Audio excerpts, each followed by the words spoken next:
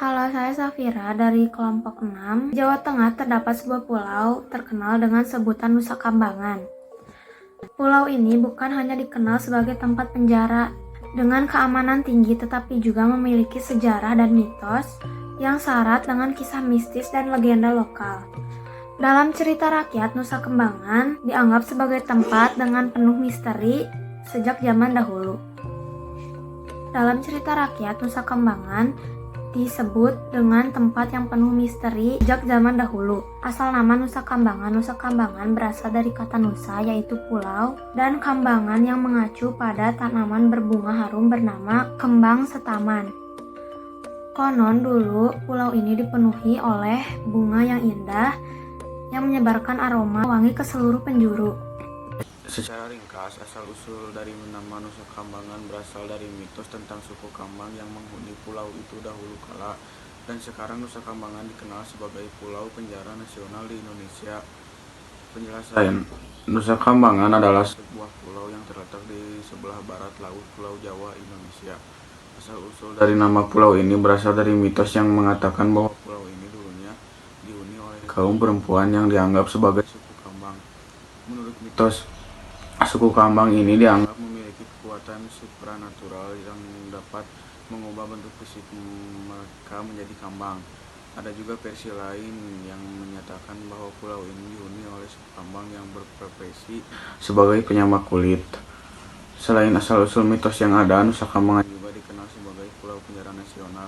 Pemerintah Indonesia menyediakan pulau ini sebagai tempat pemasyarakatan bagi narapidana yang dihukum mati atau mati di tempat. Pulau ini dikenal sebagai salah satu dari beberapa tempat eksekusi mati di Indonesia. Wassalamualaikum.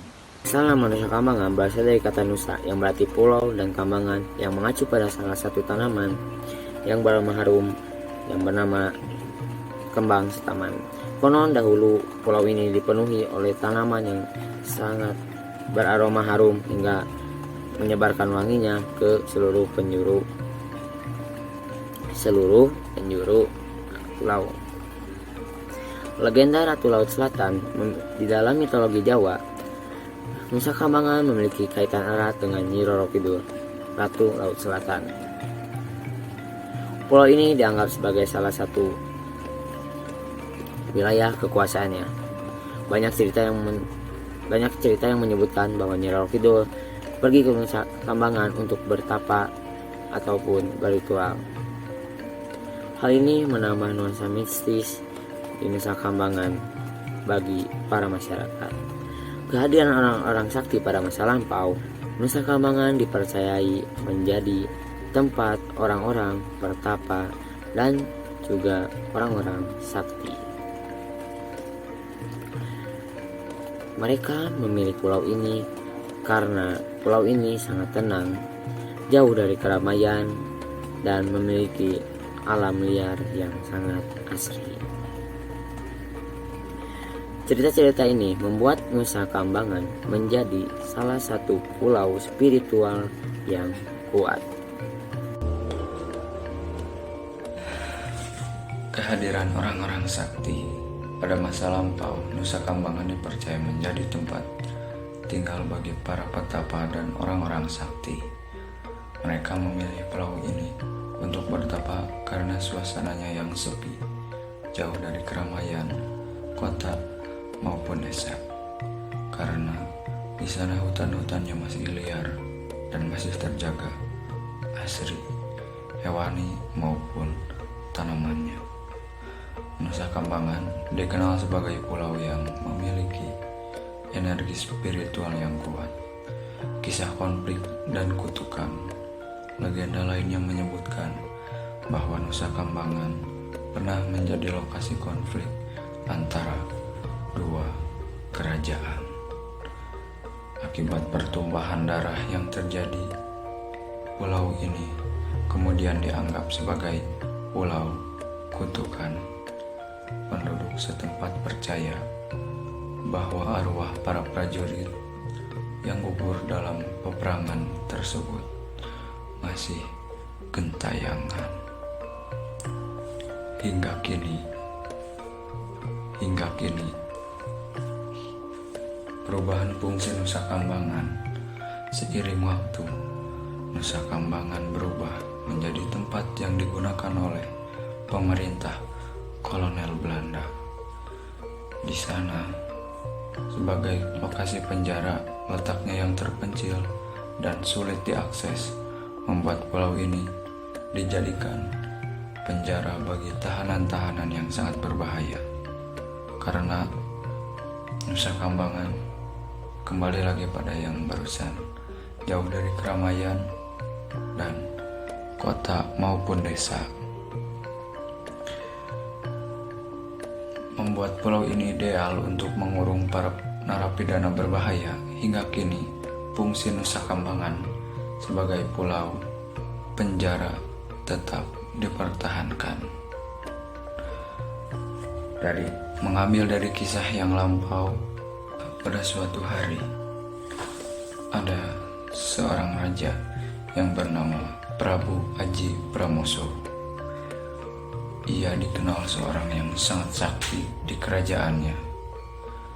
Namun pada suatu hari ada seorang resi sakti yang mungkin bisa saja menandingi sang raja Aji Pramoso tersebut. Resi tersebut bernama Resi Kano.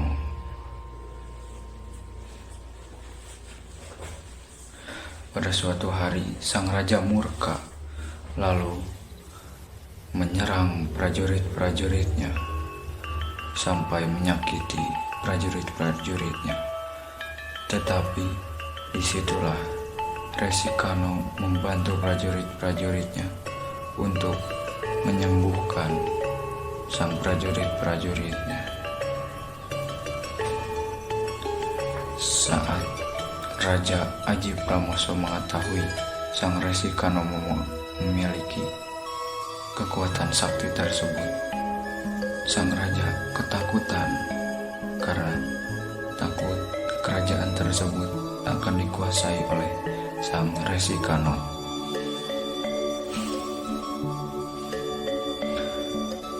Raja Aji Pramoso pun mencari cara untuk bagaimana melenyapkan sang Resi Kano tersebut. Dia mencari cara karena kebingungan, ketakutan, dan kecemasan. Lalu ada kabar dari seorang prajurit yang mungkin saja mengkhianati sang Resi Kano, membocorkan atau memberitahu kabar kepada sang Raja Aji Pramoso. Disitulah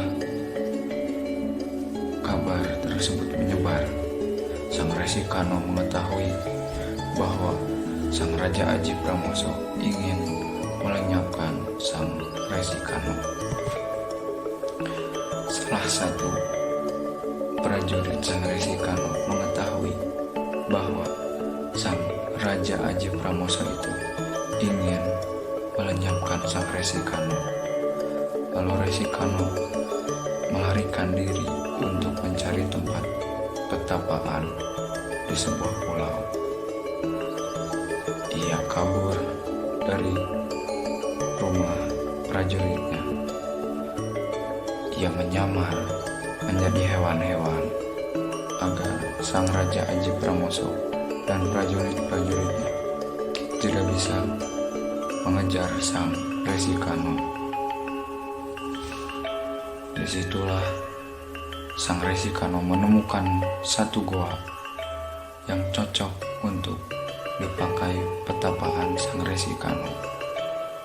Namun di saat-saat Resi Kano sedang bertapa, datang sang raja dan prajurit-prajuritnya mengetahui tempat petapaan sang Resi Kano. Raja pun membobol tempat petapaan Resi Kano dan berusaha melenyapkan sang Resi Kano. Raja pun datang dari belakang kepada Resi Kano, ingin menusukkan dengan kesaktiannya. Namun sang Resikano berhasil mati. Ya, mati. Namun raganya tidak. Raganya terbang ke atas. Lalu sang Raja Aji Pramoso terheran-heran mengapa bisa terjadi seperti itu. Lalu alam pun murka. Laut-laut bergelombang tinggi, laut selatan yang sangat dengki. Angin-angin berterbangan tinggi, berterbangan kencang. Namun berkat ilmu kesaktian sang Raja Aji Pramoso, ia berhasil menghentikan kemurkaan alam. Setelah tidak lama dari itu, hening lautan, datanglah sang naga. Mungkin itu adalah raganya Resikano yang mungkin mengamuk dia, mengamuk dan melenyapkan sang prajurit-prajurit rajanya. Tetapi kembali kesaktian sang Raja Aji Pramoso memanah perutnya, dadanya sang naga tersebut. Lalu naga tersebut berhasil mati. Ya, mati. Setelah mati tersebut, muncullah pulau di seberangnya. Dan ada seorang dewi di sana yang bernama Dewi Wisowati. Dia memanggil sang Raja Aji Pramoso dan memintanya untuk mengambil hadiah dari sang Dewi Wisowati. Hadiah tersebut adalah cangkok bunga Nusa Kambangan. Dan setelah mengambil bunga cangkok tersebut, Dewi pun menghilang dan Raja pun senang karena pulau itu akan diwariskan kepadanya. Sekian, terima kasih dari saya. Jadi kisah asal-usul Nusa Kambangan ini sangat direkomendasikan bagi siapa saja orang yang suka sama legenda-legenda yang penuh misteri dan pesan moral yang mendalam. Cerita ini juga bukan bawa kita ke masa lalu, tetapi juga ngajarin kita banyak hal tentang kekuatan takdir, pengorbanan, dan akibat dari sebuah kutukan. Jadi bisa disimpulin, Nusa Kambangan itu pulau yang memadukan sejarah, mitos, dan realitas. Keindahan alamnya juga yang eksotis, seringkali tertutup oleh kesan-kesan seram dan angkarnya. Namun di balik itu semua, pulau ini juga nyimpan cerita tentang kebudayaan, kepercayaan, dan peradaban masa lampau yang tak ternilai. Cerita ini juga disusun berdasarkan mitos dan legenda yang sering diceritakan tentang Nusa Kambangan. Meskipun mengandung unsur kepercayaan tradisional, fakta historis tetap perlu diteliti lebih lanjut untuk pemahaman yang lebih mendalam. Sekian, terima kasih dari aku.